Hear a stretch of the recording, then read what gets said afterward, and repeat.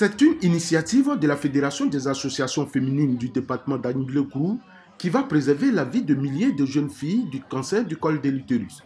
Une campagne de vaccination contre cette maladie au profit des jeunes filles de 9 à 14 ans a eu lieu dans les établissements du primaire et du secondaire d'Anniglé-Kourou. En notre temps, cette vaccination n'existait pas.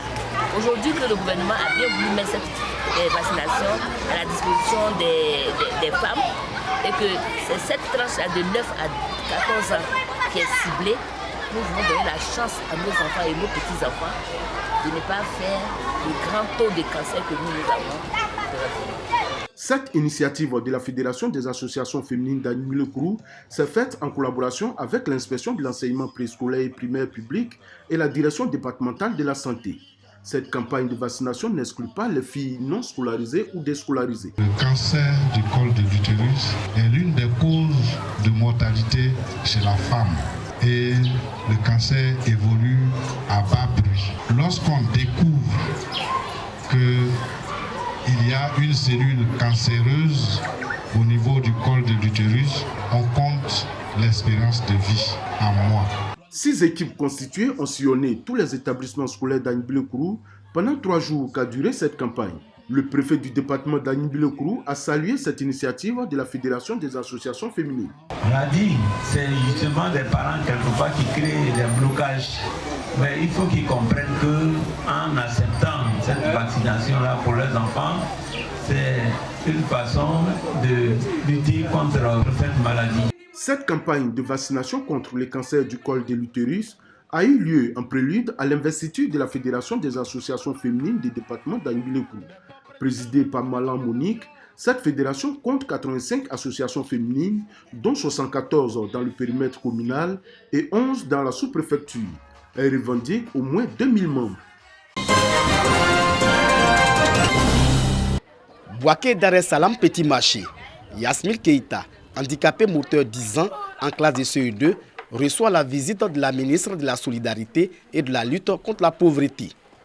Miss Belmonde Dogo y est pour apporter réconfort à cette fillette que son ministère assiste depuis 2021. Dans son élan de solidarité, une visite surprise l'a conduite également au domicile des dames Adjoa Ange Michel, au quartier Aouniansou pour s'enquérir de l'état de santé de son bébé de 4 mois, opéré d'une hydrocéphalie il y a de cela 1 mois. Puis dans la famille de Foto Afoué Sabine, qui a perdu ses 2 jambes à la suite d'un accident de la circulation. Après Bouaké, qu'a permis à Fotobo, village du département de Béoumi, la ministre est venue s'enquérir de l'état de santé de Kofi Gédéon et de Kofi Jaurès, 2 gamins ayant subi une intervention chirurgicale d'une hernie étranglée. À toutes les étapes de cette tournée, chaque enfant et famille ont bénéficié des présents, des vivres, de non-vivres, ainsi que d'un appui financier de la part du gouvernement. L'action sociale s'inscrit dans le cadre du dimanche de la solidarité. Pour ceux qui n'ont pas pu avoir l'assistance du gouvernement, leur donner l'assurance que 2023, le gouvernement prend l'engagement de faire mieux que 2022. Donc, chaque Ivoirien, peu importe qui il est, a du prix aux yeux du gouvernement et nous prenons l'engagement l'année prochaine de répondre aux attentes des Ivoiriens. Geste salué à leur juste valeur par les bénéficiaires.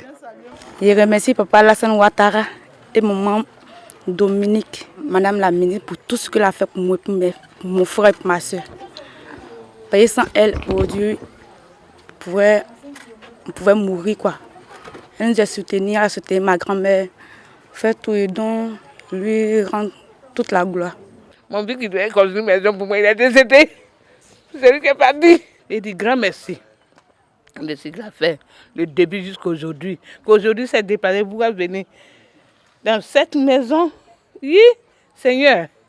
Après Abidjan, Yamoussoukro, Bouaké est la 3e ville du pays à bénéficier des actions du dimanche de la solidarité, qui à ces jours a permis de venir en aide à plus de 45 000 ménages.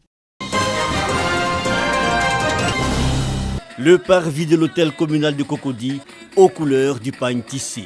Sur l'été, des mannequins arborent diverses collections.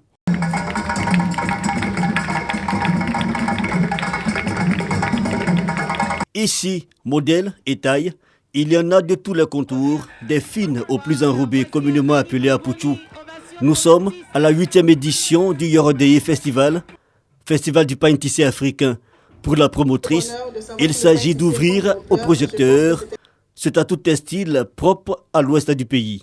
Il n'y a pas d'événement typiquement qui valorise nos tisserands et nos créateurs, tout simplement. Donc il était important qu'il y ait un festival du pain tissé qui permet en tout cas à tout Ivoirien de pouvoir porter le pain tissé de chez lui. Alors au cours de ce défilé, vous avez 10 créateurs qui ont présenté de belles tenues de ville, des tenues de soirée, des tenues de cérémonie tout simplement. Vous dites que le pain tissé peut se porter en tout temps. Cette nuit est également l'occasion pour certains promoteurs et artistes de faire montre de leur talent. Surtout les voisins, dans les pays voisins, nous voyons que les collègues font la promotion de leur pain, les pains qu'ils font chez eux.